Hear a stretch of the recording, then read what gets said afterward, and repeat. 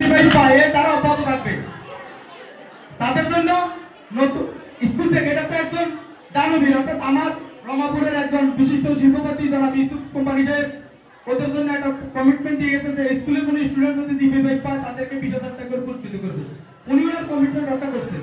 এখন আমরা ওনাকে কতবার রক্ষা নিতে পারি সেটা হলো আমাদের বিষয়।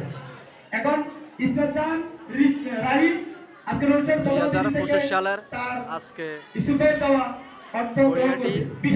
হাই স্কুলের আজকে বিদায় অনুষ্ঠান এই যে যারা বিদায়ী শিক্ষার্থী তারাও যারা 20,000 টাকা দিতে পারে। আমি আজকে প্রধান অতিথিকে অনুরোধ করব ইসরাত জাহান রাহিম